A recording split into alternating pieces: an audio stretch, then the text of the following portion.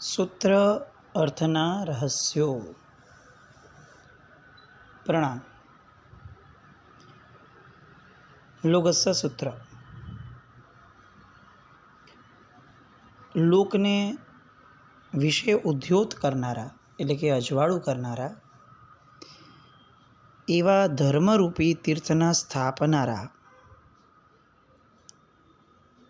ધમ્મ તીર્થયરે ઝીણે એટલે કે જીન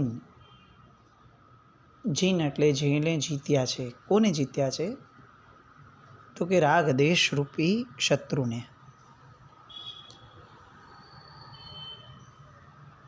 આપણે ગયા વખતે આવી વાતો કરી કે આ બે લાઈનને આપણે મૂલાધાર ચક્ર જે છે આપણા શરીરનું, એ મૂલાધાર ચક્રની ઉપર સ્થાપિત કરી નજરને, ઉપયોગને, અને આ બે લાઈન એનો પ્રયોગ આપણે સતત મૂલાધાર ચક્ર ઉપર 7 વાર કરીએ અને એવું દિવસમાં કેટલીક વાર આવી એક વાત આપણે મૂકી હતી.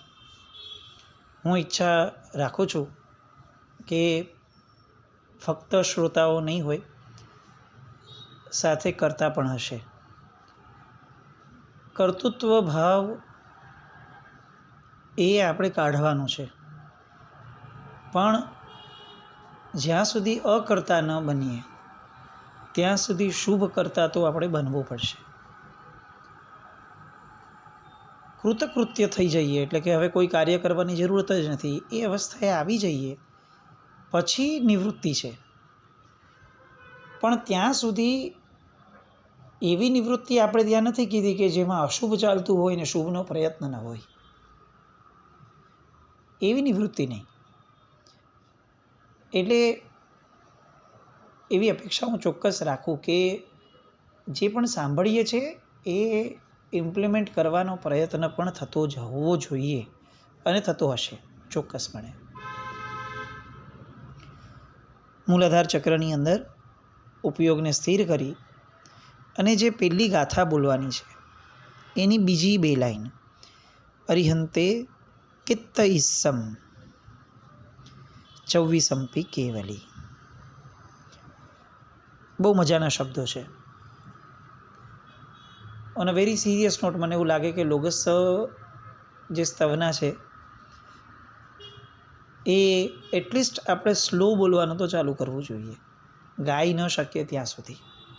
કારણ કે એના કેટલાક શબ્દો એટલા મધુરા મૂક્યા છે કે એના થોડા ઘણા પણ ઊંડાણમાં જઈએ ને તો આનંદ સ્ફુરે ને સ્ફુરે જ. આપણે ત્યાં ઓછો અને અજૈનોમાં વધુ પ્રચલિત એવો એક આ શબ્દ છે કીર્તન.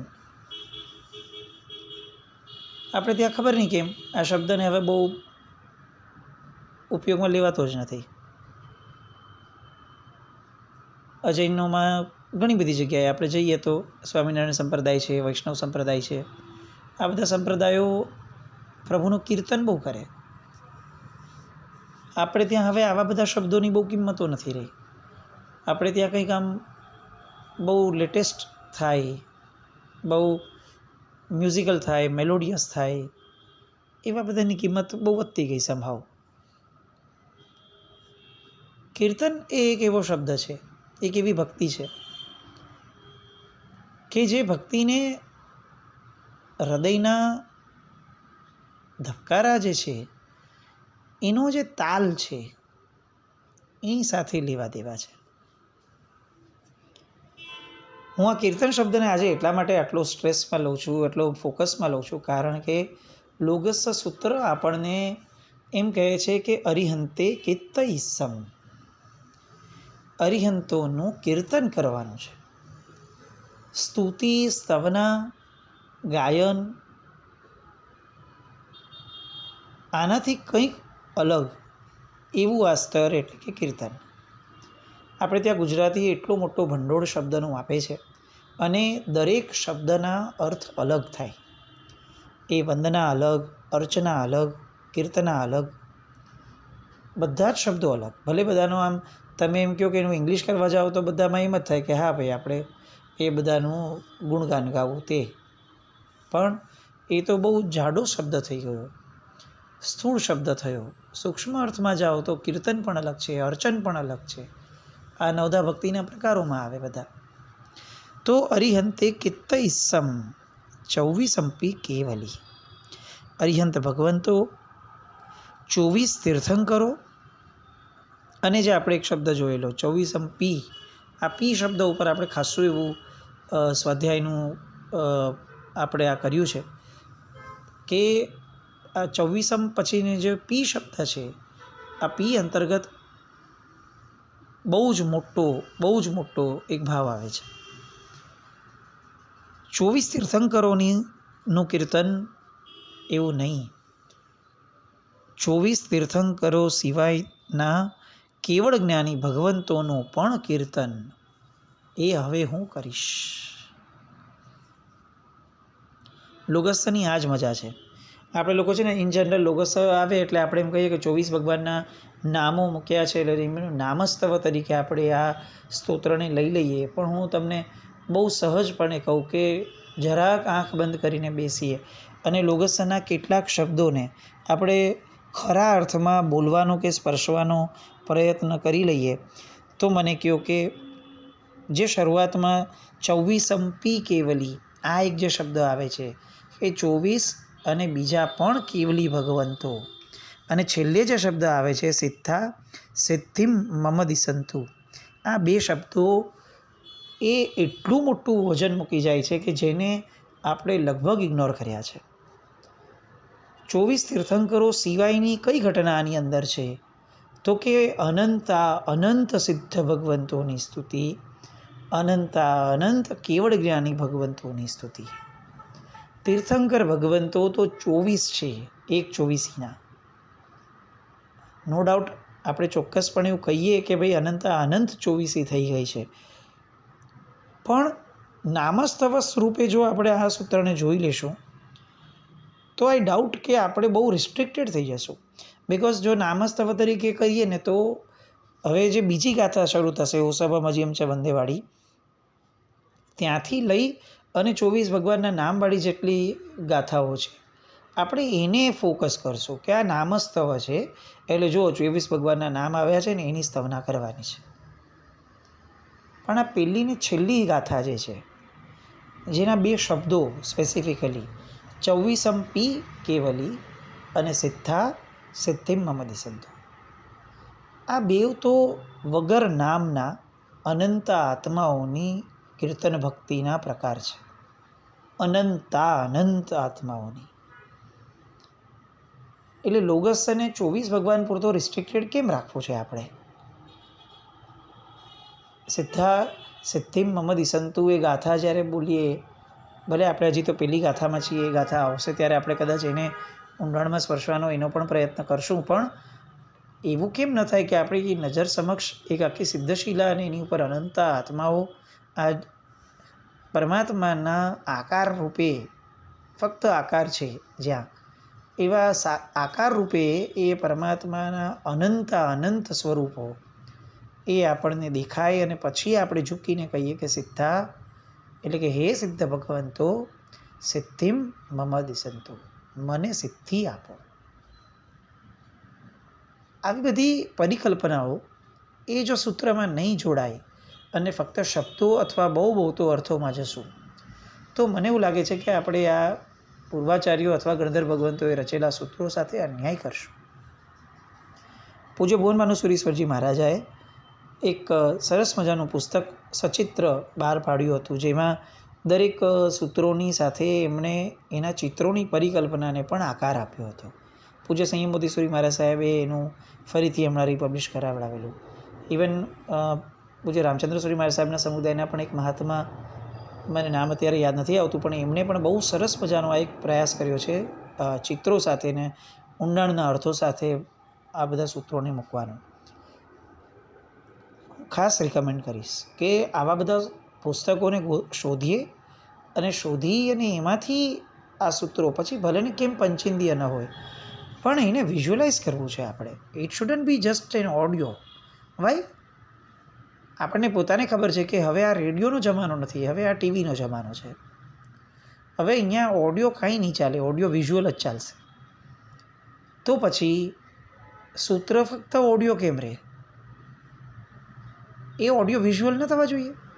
ચલો તમે વિઝ્યુઅલમાં સામે એક એક વસ્તુને લાવી નથી શકતા પ્રેક્ટિકલી, પણ આપણે ખુલ્લી અથવા બંધ આંખે એના ચિત્રોને માનસપટ ઉપર ઉપસાવી તો શકીએ છીએ ને. અને એની માટે એના અર્થમાં જવું પડશે, અને અર્થમાં પણ સંવેદના ભેળવવી પડશે, ત્યારે ચિત્રો ઉપજશે. ખાલી અર્થ ખબર હોય એવું પોપટીયું જ્ઞાન પણ નહીં, સંવેદના જોઈએ. અને સંવેદના નહીં જાગે તો પછી આ સૂત્રોનો અર્થ પણ શું રહેશે? કુમારપાળ મહારાજા જે કહે છે, માંગુ આદર વૃદ્ધિ તો એ તુજમાં, એ હાર્દની લાગણી. એ જે શબ્દ એમણે વાપર્યો, એ એમણે જાણે સંકેત આપ્યો છે કે કોઈ પણ કૃત્ય કે ક્રિયાનો સૌથી મૂળ હાર્ટ શું છે? તો કે આદર વૃદ્ધિ છે. તો આદર વૃદ્ધિ સાથે સૂત્ર ભણાયું હોય, આદર વૃદ્ધિ સાથે અર્થ થયા હોય, અને પછી જે સૂત્ર બોલાય એ ઓડિયો ન રહે, એ વિઝ્યુઅલ થાય ને થાય. કારણ કે એમાં બોલાતા કલ્પનાઓ આવે. અરિહંતે કિત્ત ઇસમ 24 કેવલી. આમ બોલતા હોઈએ અને નજર સામે સૌથી પહેલાં તો અરિહંત આવે, કે જે તીર્થંકર પરમાત્માઓ સમવસરણમાં બિરાજમાન છે. જે તીર્થંકર ભગવંતો દેશના દ્વારા અનંત આત્માઓને અત્યાર સુધી પોતે માર્ગ જે પોતે પામ્યા છે, જે સિદ્ધિને પોતે પામ્યા છે, એનો વિનિયોગ કરવાનો એ શ્રેષ્ઠતમ પ્રયોગ એ જેમના દ્વારા થાય છે, એવા તીર્થંકર પરમાત્માઓ, એમની હું અર્ચના, એમની હું કીર્તના કરીશ. અરિહંતે કિત્ત ઇસમ, મારે કીર્તન કરવું છે. કીર્તન એટલે શું? જેમાંથી સંપૂર્ણપણે મારું પોતાનું કર્તૃત્વ નીકળી જાય અને એના કર્તૃત્વનો સ્વીકાર થાય, એ મારું કીર્તન છે. હું કંઈ કરતો જ નથી. આ જે પણ થઈ રહ્યું છે એનો કરતા પ્રભુ તું છે, આવો જે એક સમર્પણનો ભાવ છે, એ કીર્તન છે. હાથની અંદર કરતાલ લઈ અને પોતે જે બોલીએ છીએ અથવા ગાઈએ છીએ એને પણ તાલ આપવાનો, એને પણ એક લયમાં ઢાળવાનો પ્રયાસ કરવો, એ કરતાલપૂર્વકનું ગાન, એ કીર્તન છે. અત્યારે આપણને એમ જ લાગે કે આ કરતાલ બરતાલ તો નરસિંહ મહેતા રાખે, આપણે શું? પણ આ એક ભક્તિના પ્રકારો હતા. આપણે જેમ ધનથી સમૃદ્ધ થતા જઈએ છીએ એમ આપણે નવા સાધનો સંગીતના અને બીજા બધા લાવતા થયા છીએ. વાંધો ન હોત જો એ સાધનો એ સંવેદનાઓને જણજણાવવા માટે સક્ષમ હોત તો. બહુ પ્રામાણિકપણે આવો વિચાર આવે કે કેશિયો વાગતો હોય અને શરણાઈ વાગતી હોય, કેટલો ફરક લાગે. વાયોલિન કે સેક્સોફોન વાગતું હોય અને એની જગ્યાએ વાંસળી વાગતી હોય, કેટલો ફરક પડે. જે નેચરલ તત્વોમાંથી બન્યું છે, જેની અંદર કોઈ જ મિકેનિઝમ નથી, જેની અંદર કોઈ પણ પ્રકારે આ વિદ્યુતીકરણ, ઔદ્યોગિકરણ, મોડર્નાઇઝેશન, વેસ્ટર્નાઇઝેશન આવું કંઈ જ નથી, જે પૂર્ણપણે આપણું છે. અને એમાં પણ વાંસળી જેવા સ્વરોને તો આપણે શાશ્વતા કહેવા પડે, કારણ કે અનંતા તીર્થંકર ભગવંતો થયા અને એ લોકો જ્યારે દેશના આપતા હતા એ સમયે દેવતાઓ આ વાંસળીના સૂરો પુરાવતા હતા. એટલે એનાથી એવું માનવું પડે કે આ વાંસળી જે છે એ શાશ્વતું પર્વ છે. વાંસળી ઇટસેલ્ફ એક ઉત્સવ છે, વાંસળીના સ્વરો. તો એવા બધા સ્વરો સાથેનું કીર્તન, એ ભાવ ધીરે ધીરે આપણામાંથી નીકળતો ગયો. કારણ કે આપણને હવે બધું થોડું આમ હેવી જોઈએ છે, બધું વ્યવસ્થિત વાગવું જોઈએ. ધીરે ધીરે ડીજેના કલ્ચરમાં પણ આપણે જતા થઈ ગયા. એ જે કરતાલનો તાલ હતો એની જગ્યાએ ખબર નહીં કેમ એકદમ ફાસ્ટ તાલની અંદર જ જાણે આપણને તાન ચડે એવો જ તાલ હોવો જોઈએ, તો જ મેં ભક્તિ કરી એવું મને સંવેદાય. આ બધી ધારાઓમાં આપણે ખેંચાતા ગયા. ખોટું છે એવી કોઈ વાત જ નથી, એવો વિકલ્પ પણ નથી. પણ મુદ્દો આ છે કે ઊંડા ઉતરવા માટે તો શાંતિ જોઈએ. ઊંડા ઉતરવા માટે તો સ્વયં પોતાનું કંઈક જોઈએ. કેશિયો એ નહીં આપી શકે, વાંસળી એ આપી શકશે, શરણાઈ એ આપી શકશે. કારણ કે શરણાઈ એ પણ ક્યાંક ને ક્યાંક જે દુંદુભીઓ વાગતી હતી એ દુંદુભીઓના પડછાયા સ્વરૂપ જ લાગે. અને આજે પણ શરણાઈનો સ્વર એ આપણી સંવેદનાને જણજણાવે છે. વાંસળીનો સ્વર એ સહજપણે જણજણાવે છે. પ્રકૃતિગત તત્વો એની કિંમતો બહુ જ હતી. ખબર નહીં છેલ્લા 30-40 વર્ષોમાં, 25-30 વર્ષોમાં આપણને પ્રકૃતિગત તત્વો કરતાં આપણને ભપકાની કિંમતો બહુ વધી ગઈ. ડેકોરેશન સરસ જોઈએ, લાઇટિંગ બાઇટિંગ મસ્ત જોઈએ. 2 દીવા હશે ભાઈ, પણ એમાં પરમાત્મા જે લાગશે એ 22 લાઇટની અંદર પણ નહીં લાગે. આવો ભાવ નહીં. કારણ કે આપણે ક્યાંક ને ક્યાંક આ જે અરિહંતે કિત્તઈ સમ્માનો જે કીર્તન શબ્દ છે એ કીર્તનથી આપણે દૂર થતા ગયા. કીર્તન કેવું હોય? સાદું હોય. કીર્તન કેવું હોય? નિર્દંભ હોય. કીર્તન કેવું હોય? દેખાડા વગરનું હોય. કીર્તન કેવું હોય? પોતિકું હોય, મારું પોતાનું. લોકો જોડાય એવી કોઈ ભાવનાઓ નહીં. જોડાય તો મને કોઈ દુઃખ પણ નથી અને કોઈ વાંધો પણ નથી, આનંદ છે. પણ હું કરું છું મારી માટે. મોર નૃત્ય કરે એ કીર્તન છે. કોયલ ટહુકો કરે છે એ કીર્તન છે પ્રકૃતિનું. આપણે લુગસ્સે બોલીએ છીએ એ કીર્તન છે, એ આપણે નક્કી કરવાનું. કારણ કે અહીંયા અરિહંતે કિત્તઈ સમ શબ્દ છે, ભક્તિ શબ્દ નથી, કીર્તન શબ્દ છે. 24 અંપી કેવલી અરિહંત ભગવંતોની, 24 તીર્થંકર ભગવંતોની અને બીજા પણ કેવળ જ્ઞાની ભગવંતોની હું સ્તુતિ કરું છું, હું કીર્તન કરું છું. કારણ કે એ બધા કીર્તનને યોગ્ય છે. એ આ કીર્તન જે છે, આપણે ત્યાં હજી એક શબ્દ છે સંકીર્તન. સંકીર્તન શબ્દના ઊંડાણમાં જઈએ તો એના અર્થમાં એવું નીકળે કે સતત જે ચાલે એ સંકીર્તન છે. સતત. એક ગીત આવ્યું હતું વચ્ચે, શ્વાસોની માળામાં સમરું હું તારું નામ. આ શબ્દો બોલવામાં કેટલા સરસ લાગે છે. વચ્ચે એક બહુ સરસ સંવેદનાઓ વાંચી હતી કે બહુ પહેલાં સ્તુતિઓ ગવાતી હતી, ફરી ફરી મળવાના તુજને કોલ દઈને જાઉં છું, નિભાવવાનો ભાર તારા માથે મૂકતો જાઉં છું, શ્વાસે શ્વાસે સ્મરણ કરીશ એ સોગંદ લઈને જાઉં છું. આ શબ્દો બોલવામાં કેટલા સરળ છે. Do we really mean? એ આપણે વિચારવું જોઈએ. ભગવાનને કોલ આપીએ છીએ કે હું શ્વાસે શ્વાસમાં તને સ્મરણ કરીશ. શું એ કરીએ છીએ? શું એ થાય છે? શું એ થવાનો પ્રયત્ન પણ થાય છે દેરાસરમાંથી નીકળ્યા પછી? અને જો નથી થતું તો સહજપણે બોલવાનો આશય શું? રોજ એમ કહીએ કે ક્યારેક બોલશું તો આવું બધું બોલી રાખશું તો ક્યારેક થશે. આવું થાય? કેવી રીતે થાય? જે વસ્તુ મારા આશયમાં જ નથી, જેનો સહજ પ્રયત્ન કરવાનો મારો જરા પણ પુરુષાર્થ નથી, એ કેવી રીતે થશે? એટલે કીર્તન શબ્દને બહુ જ માણવો પડે. કીર્તન એટલે આ શ્વાસે શ્વાસે સ્મરીશ તમને, એ શબ્દનો માર્ગ છે. એટલો મધુરો શબ્દ અને મીઠો શબ્દ છે. અરિહંતે કિત્તઈ સમ. મારે અરિહંત પરમાત્માઓનું, તીર્થંકર પરમાત્માઓનું અને કેવળ જ્ઞાની ભગવંતોનું કીર્તન કરવું છે. કીર્તન. નામસ્તવ, સ્તવના. આ ભાવથી જો લોગસ્સર નહીં આવે, હું ખરેખર કહું, સૂત્રાર્થ બહુ ઓછા મૂકી શકું છું, એનો મને પોતાને ખૂબ અફસોસ છે. પણ હું એટલું ચોક્કસ કહું કે આ બધા ભાવો છે ને એ એટલા ઇઝીલી રોજ મૂકવા જેવા પણ મને નથી લાગતા.